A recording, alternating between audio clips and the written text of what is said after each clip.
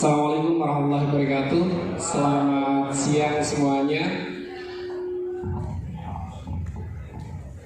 Pada hari ini nanti kita belajar ya. Teman-teman semua diajak ke masa lalu, ke tahun 1293, ke masa silam, tetapi ada hal yang menarik dari sana untuk kita pada hari ini.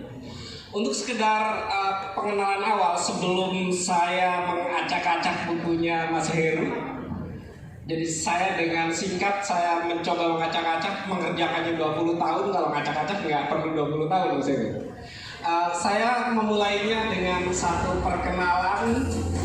Meski setelah mudik baru populer di tahun 70-an, namun kebiasaan pulang kampung sejatinya sudah berlangsung ratusan tahun lamanya.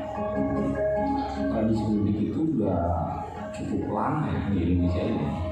Jauh sebelum Indonesia merdeka itu orang sudah melakukan tradisi mudik. Begitu kerajaan Singosari melakukan Pamalayu itu tahun 1275, orang Jawa hijrah ke Melayu ya, untuk menguasai atau untuk kerjasama dengan wilayah itu. Dan kemudian pada tahun-tahun berikutnya ketika Kertanegara sudah meninggal, waktu itu rajanya Kertanegara, mereka pulang. Begitu pulang negaranya sudah ganti, sudah berubah jadi Majapahit. Itu pun lumayan jauh. Itu dari tahun 1275 sampai 1293. Jadi ada di daerah Melayu itu. Saya kira itu dokumen yang tercatat ya, tentang adanya peristiwa mudik. Oke. Itu saya kutipkan dari Trans 7. Ketika saya diminta untuk mengkritisi kapan orang rame-rame pertama kali mudik. Ternyata dari zaman Majapahit orang itu sudah mudik. Dari Melayu, dari Sumatera itu ada yang mudik ke Jawa dan mudiknya rombongan. Dan ini menarik. Tentu saja kenapa? Karena membangun kerajaannya itu sudah punya pengalaman dari Melayu, sudah punya pengalaman dari Cina, sudah punya pengalaman dari berbagai mancanegara. Dan saya kira silakan. Sini ke yang berikutnya. Dari Majapahit itu, terutama dari Singosari dan Majapahit, Anda harus tahu seni arca terbaik pada masa klasik itu dari masa Singosari dan Majapahit. Jadi puncak seni arca itu beda dengan cuma sekedar patungnya. Dalam pemikiran orang-orang awam itu patung dan arca itu adalah sama, tapi sesungguhnya patung dan arca itu tidak sama. Patung itu seperti yang Anda lihat, tetapi arca itu adalah patung yang dihidupkan, patung yang punya ruh. Sehingga kalau kemudian Anda misalnya ke Bali atau Anda ke tempat tertentu melihat patung itu seolah-olah dia punya karisma, punya pesona, punya daya tarik yang luar biasa. Dan inilah menariknya. Dari Majapahit itu kita banyak warisan yang dapat diterima, yang dapat dijadikan inspirasi untuk Anda pada hari ini. Ketika saya membaca sekilas 3 buku itu, 3 bukunya Mas Heru, yang bukunya ada di belakang contohnya itu, dari 3 buku itu kira-kira sama saja dengan Anda pertama-tama membaca naskah Negara Kertagama, naskah Pararaton, naskah Babat Tanah Jawi dalam edisi Bali, dalam edisi Jawa, dalam edisi Belanda. Naskahnya Demais dalam edisi Perancis. Itu kemudian tentu saja buat kita semuanya akan ada kesulitan bahasa untuk menembus ke sana. Dan Mas Heru kemudian mencoba membatasi, mencoba menembusnya. Ini menurut saya dari literaturnya ada 450-an buku yang dimasukkan berbahasa Perancis, berbahasa Belanda, berbahasa Indonesia, berbahasa Jawa. Saya kira satu studi yang sangat luar biasa yang tampaknya Anda harus baca dan disertai lampiran yang kaya. Jadi mungkin kalau Anda cari di blog barangkali ada, tapi blognya bahasa Jawa. Kalau Anda baca Penyebar Semangat juga ada di majalah Penyebar Semangat dari Surabaya. Kajian Singosari, kajian Majapahit ada. Saya sudah baca, tapi bahasanya bahasa Jawa, bukan bahasa yang mudah dipahami oleh kita.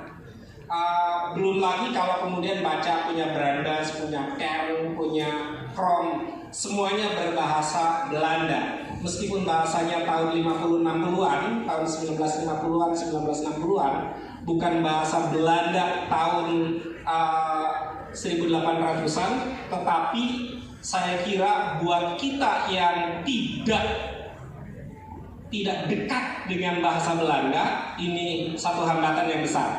Dan Mas Heru mencoba untuk kemudian menerobosnya, membuat jalan pintas, shortcut untuk supaya Anda bisa mengenali itu semuanya. Dari Majapahit itu, kalau kita ketahui saudara, banyak ada makam-makam, candi makam, ada candi itu kuil, ada candi itu berupa stupa, ada candi itu berupa wihara, berupa krematorium, sampai dengan goa-goa pertapaan seperti yang ada di Bali, di Candi Gunung Kawi.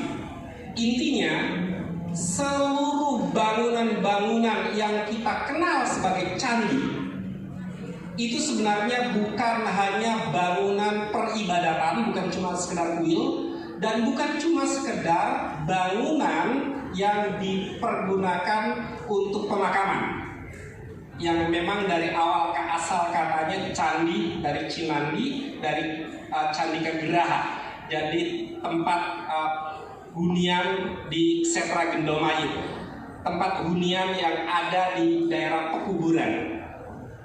Intinya, bangunan-bangunan itu kemudian dikaji, dilihat, termasuk reliefnya. Jadi kalau kemudian teman-teman misalnya ke Candi Panataran itu dipakai dari zaman Kadiri sampai dengan akhir Majapahit. Areanya luas, meskipun barangkali tidak seperti candi yang ada di Jawa Tengah. Candi di Jawa Timur lebih banyak, itu ukurannya lebih kecil-kecil dibandingkan dengan Jawa Tengah seperti Borobudur. Borobudur itu saya kira kalau dilihat dari ini, Borobudur adalah sebuah stupa, bukan sebuah candi. Jadi kalau saya ingin mengoreksi pemahaman umum, kalau Anda bicara tentang Candi Borobudur, itu adalah ungkapan yang keliru. Sama saja Anda menyebut dengan gereja At-Taqwa, kira-kira begitu, untuk menyebut misalnya masjid. Karena bangunan peribadatan Buddha dan bangunan peribadatan Hindu itu harusnya dikasih nama yang berbeda. Sampai hari ini bangunannya berbeda. Dan kesalahpahaman itu dari mana? Kesalahpahaman itu kalau ditelusuri, dan Mas Heru menelusurinya, kesalahpahaman itu dimulai dari ketika Raffles menulis. Raffles menerjemahkan kata bangunan peribadatan itu hanya dengan tempel. Dan celakanya orang Indonesia menerjemahkan kata tempel menjadi candi. Padahal tempel boleh jadi kuil. Karena dalam boleh jadi pagoda. Boleh. Tidak hanya candi. Yang tidak boleh gereja dan masjid. Karena gereja dan masjid kosakata itu sudah ada dalam bahasa Inggris. Selain gereja, masjid dan sinagog, itu semuanya disebut dengan temple. Jadi yang salah adalah konsep penerjemahannya. Dan penerjemahan yang keliru banyak ini salah satunya juga dilakukan oleh orang-orang Belanda.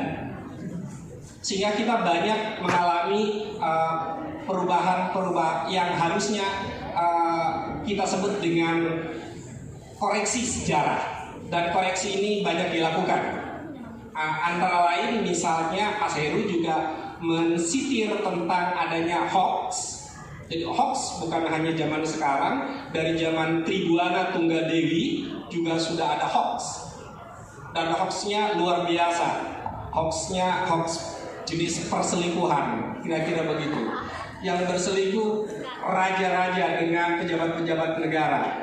Begitu. Ini tentu saja akan menarik kalau kemudian Anda membacanya. Saya hanya mengulitinya dari bagian tepian-tepian saja.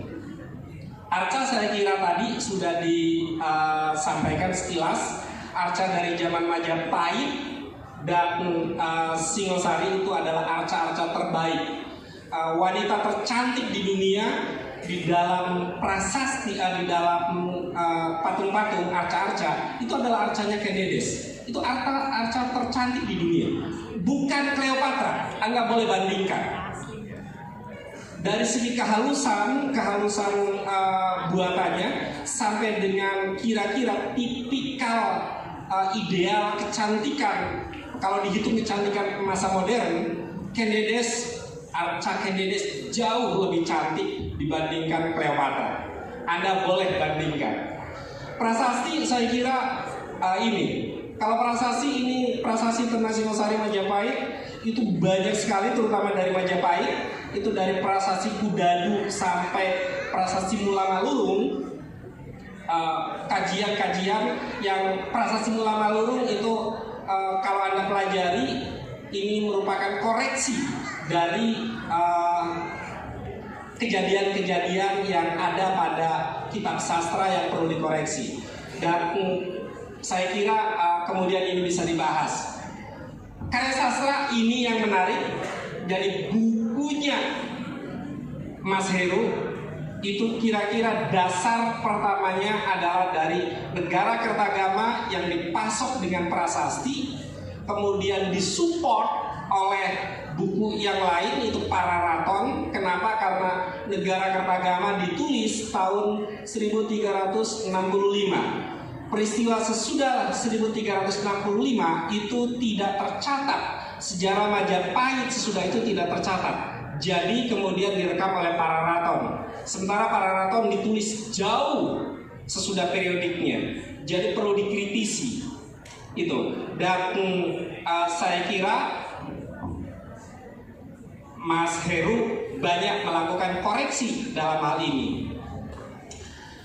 Selain itu ada Babat Tanah Jawi. Saya kira meskipun paling lemah Babat Tanah Jawi untuk koreksi tentang sejarah Majapahit, Singosari, tetapi Babat Tanah Jawi ini masih bisa digunakan. Artinya masih bisa dijadikan perbandingan. Kenapa? Karena Babat Tanah Jawi ditulis sesudah periode kerajaan-kerajaan Muslim berkuasa. Saya kira itu ditambah kalau budaya itu mungkin yang menarik ya. Saudara, Hayam Wuruk yang raja yang luar biasa hebat itu, ketika dia naik tahta baru usianya 16 atau paling tua 18 tahun. Dia masih senang menari. Jadi dia masih sering latihan menari. Dia bahkan belum pernah jadi yuaraja, belum pernah jadi raja muda, belum pernah jadi raja yang betul-betul ditaruh di daerah bawahan. Ketika neneknya meninggal, maka ibunya Tribuana Tunggadewi itu kemudian dia yang harusnya menggantikan, dia menyerahkan kepada anaknya. Karena Tribuana Tunggadewi itu dia namanya ratu, raja, tetapi dia sesungguhnya adalah wali raja. Yang menjadi raja harusnya ibu dari Tribuana Tunggadewi itu, yang bernama Gayatri, istrinya Raden Wijaya, istrinya Dyah Wijaya. Nama yang pas adalah Dyah Wijaya. Tari topeng, saya sebut pertama tari topeng di seni pertunjukan ini menarik karena dari periode Majapahit itu topeng, kalau diskusi saya dengan penari topeng yang di Malang, di daerah Tumpang maupun di daerah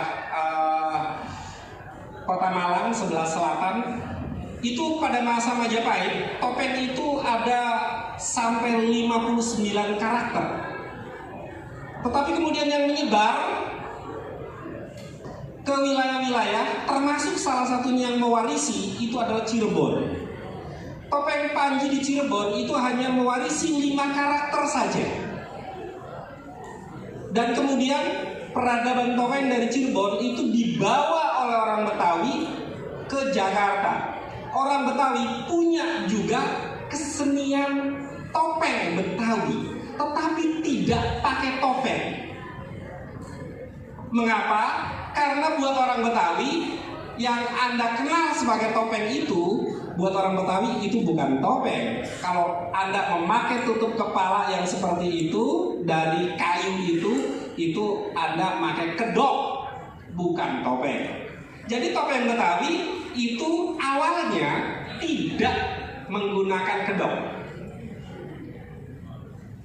Mandra itu adalah dalang topeng Betawi, bukan dalang lenong ya, jangan keliru. Itu bukan lenong dengan topeng, itu berbeda. Itu satu contoh. Jadi topeng itu sama sandiwara panggung. Kalau di Cirebon itu semacam tarling, bukan sandiwara, tapi semacam tarling. Saudara, supaya Anda memahami lebih jauh, kira-kira periode Jawa Timur itu kalau dibuat sekilas itu seperti ini. Tahun 99 itu periodenya Empu Sindok berkuasa awal di Jawa Timur. Ya, Empu Sindok. Dia mendirikan Mataram yang kemudian ketika di Jawa Timur namanya kemudian disebut dengan Medang. Tetapi pada tahun 1016 terjadi pralaya, terjadi huru-hara, kiamat ya, pralaya itu artinya. Dan kemudian yang selamat dari situ hanya Airlangga. Airlangga yang diselamatkan. Airlangga dibawa ke hutan, konon di daerah Wonogiri. Setelah 3 tahun dia bersembunyi, lalu kemudian Airlangga kembali lagi dan membangun pada tahun 1919 itu Airlangga membangun kerajaan baru yang disebut dengan Kerajaan Kahuripan. Menariknya, ini nanti kenapa saya ambil Medang dan bahkan kalau bukunya Mas Heru itu dimulai dari kerajaan di Jawa Barat, saya memulai dari Jawa Timur saja.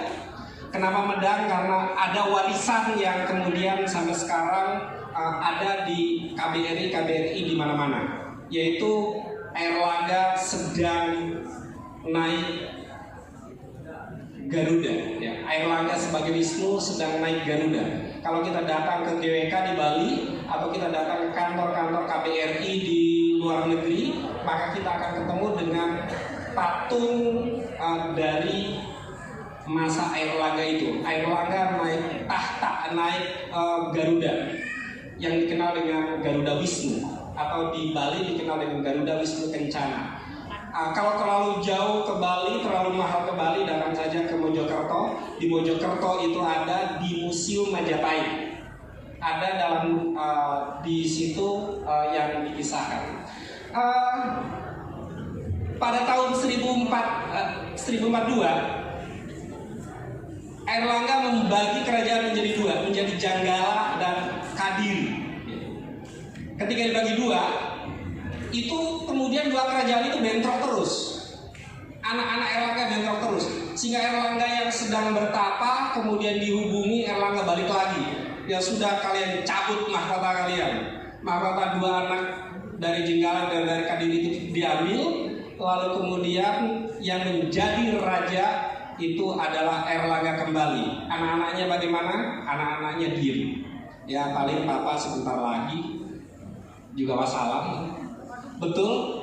Begitu kemudian bapaknya meninggal, Airlangga meninggal, lalu kemudian Janggala dan Kadiri itu bentrok lagi. Kira-kira seperti itu. Siapa yang menang? Yang menang Kadiri. Sehingga kemudian pada tahun 1135 Janggala menjadi bagian dari Kadiri. Apakah di Janggala itu kemudian tidak ada penguasanya? Ada, tetapi dia adalah raja bawahan. Begitu. Sehingga kemudian saya menyebutnya dengan Jenggala 2, Kadiri 2, Kadiri 3, begitu ya. itu untuk memberikan penafsiran yang supaya lebih mudah. Jadi antara tahun 1135 sampai 1268 itu ada di bawah kerajaan dari Kadiri. Tahun 1268 itu adalah tahun Janggala dan Kediri disatukan oleh Tumapel. Tumapel itu ini yang harus dikoreksi, saya kira nanti tolong dikoreksi. Jadi kerajaan yang ada itu kerajaan Tumapel yang beribu kota di Singosari, bukan kerajaan Singosari. Nama Singosari baru kemudian disebut kerajaan itu setelah Wisnuwardana menjadi raja. Jadi Ken Arok itu bukan raja Singosari, dia raja Tumapel. Anusapati itu raja Tumapel. Tohjaya kalau benar dia menurut para raton, tetapi menurut Kertagama tidak begitu, dia adalah raja Tumapel. Yang kemudian menyatukan Tumapel dengan Kadiri di bawah Singosari itu adalah Wisnuwardana. Itu pada masa Tumapel. Karena itu saya menulisnya Tumapel. Jadi Kadiri dengan Tumapel itu kemudian Kadiri dengan Janggala menjadi bagian dari Tumapel. Yang saat itulah baru kemudian disebut kerajaannya sebagai Singosari. Tetapi baru saja Singosari berdiri, baru saja Singosari Wisnuwardana berdiri, itu anaknya Kertanegara. Kertanegara punya visi yang luar biasa. Visinya hampir seperti visi Indonesia Emas dan visi Indonesia Emas sekarang gitu ya. Dan kemudian itu mimpi besar itu diwujudkan oleh Tribhuwana Tunggadewi pada masa Majapahit. Saudara, saya ingin menyampaikan kepada Anda pada tahun 1292 Kadiri yang dendam ketika tahun 1222, gampang mengingatnya 1222. Ketika tahun 1222 Raja Kadiri Kertajaya dibunuh oleh Ken Arok, penguasa Tumapel, dan kemudian dia balas dendam tahun 1292. Balas dendam, Kertanegara dibunuh. Bagaimana pembunuhannya? Dengan cara yang sangat menarik. Kenapa? Karena Jakatwang dengan Kertanegara sebenarnya juga masih kerabat dekat. Jakatwang itu besanan dan kemudian menantunya Ardaraja yang ada di Tumapel, yang ada di Singosari ngasih taunya menurut para raton itu kira-kira bahasanya begini. Pak, kalau mau melihat Singosari pada saat sekarang, Singosari itu seperti macan ompong. Tahu artinya? Bahasa Sandi. Nanti kalau misalnya itu di Singosari dalam keadaan yang lemah. Kenapa? Karena orang-orang terbaiknya dikirim ke Melayu, yang dikenal dengan ekspedisi Pamalayu. Tapi saya ingin mengoreksinya ya. Belanda menyebutkan ekspedisi itu sebagai ekspedisi militer. Orang-orang di Dharmasraya, penguasa Dharmasraya sekarang menolak istilah ekspedisi militer. Kita lanjut. Saudara, ini silsilah raja-raja Majapahitnya, Raja-Raja Singosari dan Majapahit itu berikutnya ya. Dari Raja ini sampai Majapahit. Ini saya kira uraian yang paling jelas itu di silsilah yang dibuat oleh Mas Heru sangat menarik. Silsilah yang dibuatnya itu sangat menarik. Tapi saya ingin mengatakan pada Anda, kalau Anda pengen diceritain tentang silsilah ini butuh waktu 2 jam. Karena sangat luar biasa, intriknya di antara keluarga itu luar biasa, bisa 2 jam. Lanjut, saudara, saya ingin melihat pada ini daerahnya seperti ini. Alun-alun Trowulan itu dari kota Mojokerto.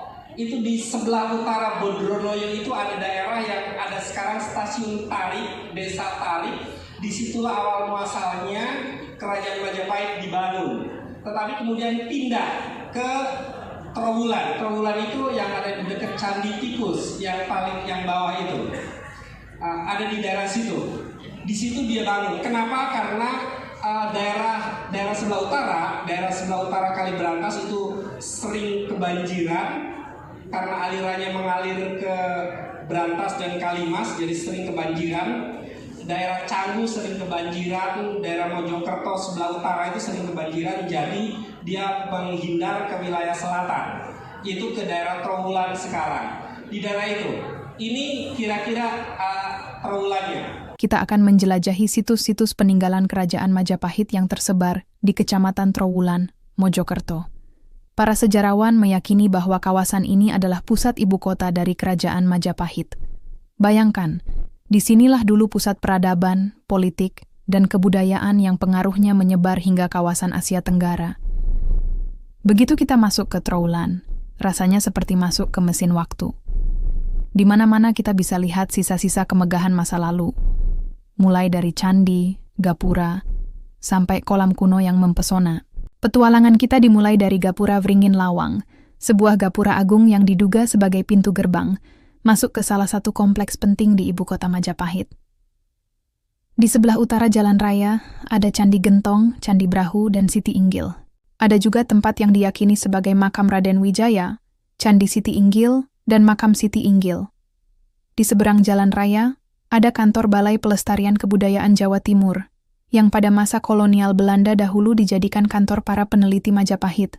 Dari kantor Balai Pelestarian Kebudayaan Jawa Timur, kalau bergerak ke arah selatan, akan kita jumpai Candi Minak Jingga, Makam Panjang, Makam Putri Campa, dan Pura Majapahit.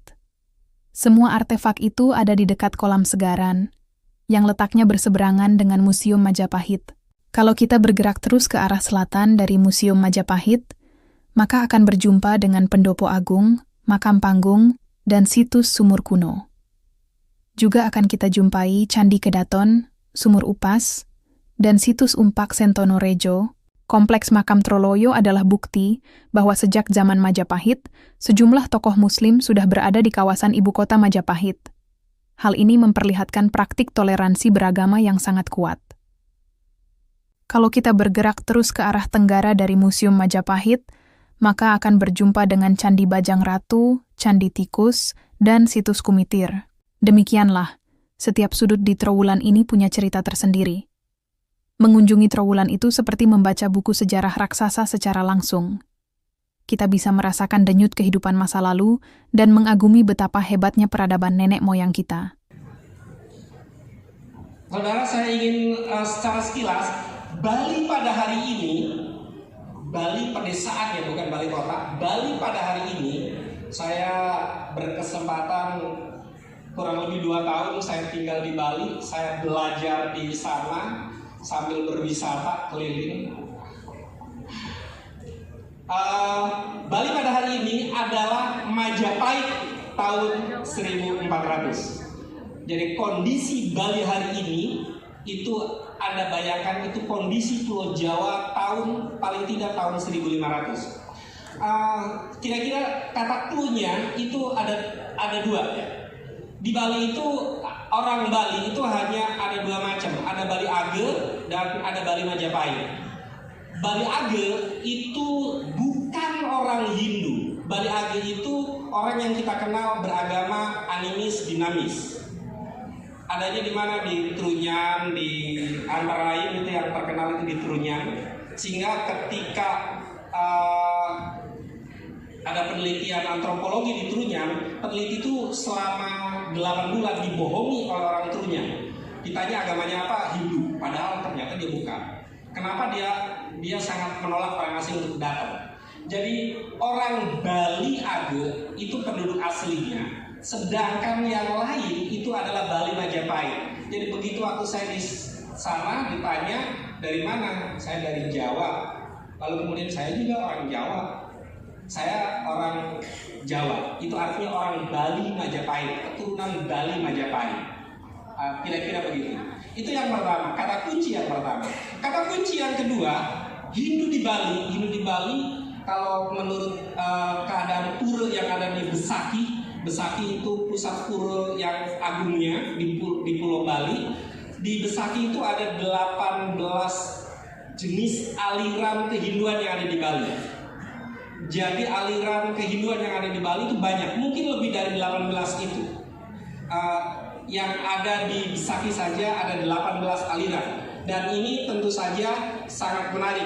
Agama Hindu di Bali itu berbeda dengan agama Hindu yang ada di India. Agama Hindu di Bali lebih dekat dengan agama Hindu yang ada di Jawa. Karena itu bagaimana orang Bali itu misalnya melakukan ziarahnya, dia ziarahnya itu ke Jawa Timur, ziarahnya ke Jawa Barat, ke Gunung Salak.